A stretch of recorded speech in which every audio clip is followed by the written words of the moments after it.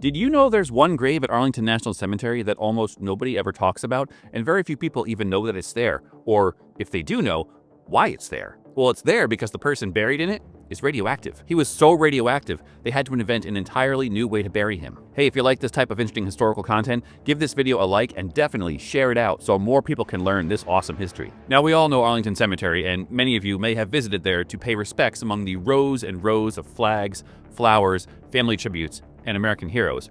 But tucked away in Section 31 lies a grave that is very, very different. Not the usual hero story, but a chilling reminder of the real dangers of nuclear power during the Cold War. This all started in January of 1961 at a remote site in Idaho called the National Reactor Testing Station. A tiny experimental reactor called SL-1 was in the process of being restarted after routine maintenance. Then something goes horribly wrong. A control rod is pulled too far, and boom, a steam explosion rips through the facility.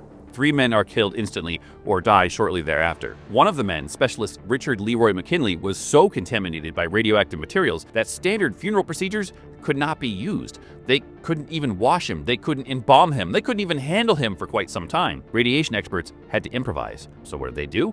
McKinley was placed in a double lead-lined coffin, then encased in steel and concrete, and buried at least 10 feet deep in Arlington. It is one of the most unique graves in the entire cemetery. And get this, the official cemetery records still note that this burial is different, that the remains inside are contaminated with long-lived radioactive isotopes and cannot be moved without approval from the Atomic Energy Commission. Now here's where myth and reality kinda diverge. Some stories online suggest guards avoid the grave, or that it pulses with strange energy, or that people never leave flowers there. None of that is supported by any actual evidence. What is true is that it's unique, and because of the way McKinley's body was contaminated, it had to be treated unlike any other burial. Now, this wasn't a ghost story, but what it is a real engineering and human tragedy, a reminder of the risks early nuclear workers faced during a period when knowledge about radiation was still evolving, and it's literally etched into the record books at Arlington. If you want to explore forgotten military history or eerie burial stories, hit follow and let me know in the comments, should history remember McKinley as a hero or as a warning,